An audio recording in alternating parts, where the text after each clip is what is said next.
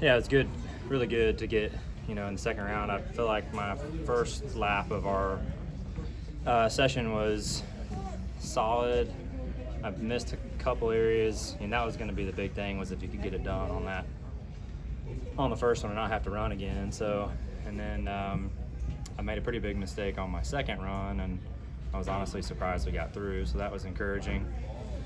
And then I about wrecked there in 4 on our last lap, so that was, wish I could have gone a little faster, but I'm just glad I didn't wreck it, because I was very, very close to not driving this car tomorrow. So, yeah, but like I said, definitely good to get through, and we haven't made a second round in a while, so that was nice. Was sitting out last week any different emotionally than sitting out for your injury?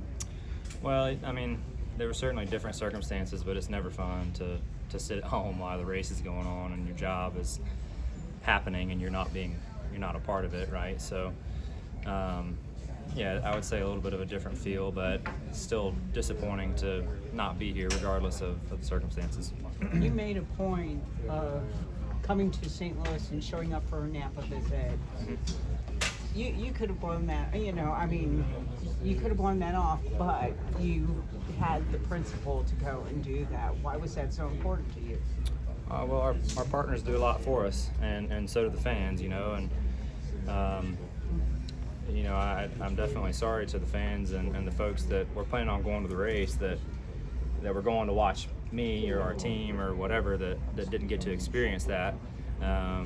So yeah, just felt like it was important to go and make sure I was doing the part that I was allowed to do for my partners and for the fans too. I know it wasn't the race, but saw a lot of people that were excited to just be there at those events, and granted they wanted to go watch the race, but it was a way for them to interact and do something in light of a tough week.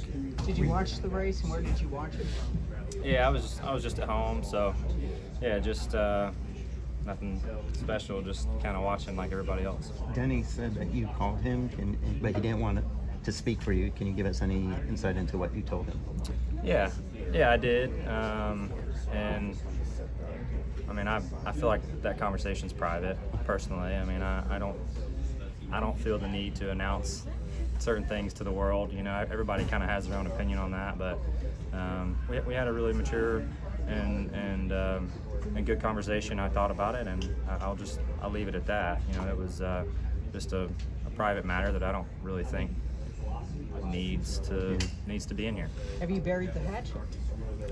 Yeah, for me, I'm eyes forward. I mean, I'm all in on trying to win. That's kind of our only way in now. So it was probably our only way in before too. So has kind of been my mind. That's been my mindset since I got back from my injury. So honestly, not really a lot. Not a lot changes from that standpoint. So just trying to make some gains. I thought we were starting to piece together some momentum in a couple different areas, maybe not necessarily showing up in the grand scheme of things, but I was encouraged by some of the things that we were doing. And then coming here today and getting in that second round is a positive too. So I'm looking forward to tomorrow. I think we can go out here and win this thing, and just really focused on that right now. Were you surprised when you got that call from NASCAR, or did you start to expect it by the time that day came? I'm not really surprised by a whole lot in general, so not really, I guess. Where's the line now? So you didn't like the way you're getting raced, regardless of what happened afterwards. So next time somebody was racing you that way, what are drivers supposed to do now? How are you supposed to react and handle that on track without crossing the line? Go faster, be in front of them, and that's the best way to fix it. Did you feel like the penalty was appropriate? Well, I certainly respect the penalty. I mean, you look at the situation last year, and yeah, I mean, I get it, and I respect their decision. And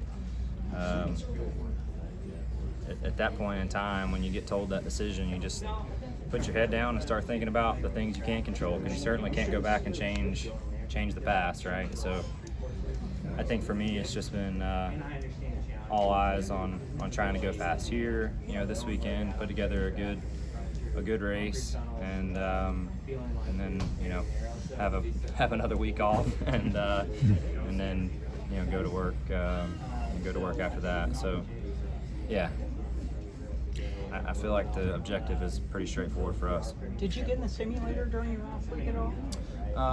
Not the Chevy sim specifically, but so no, I guess. You prepared for the Chicago Street course coming up? Yeah, I've started to. You know, as crazy as it is, iRacing is kind of a really good tool for that.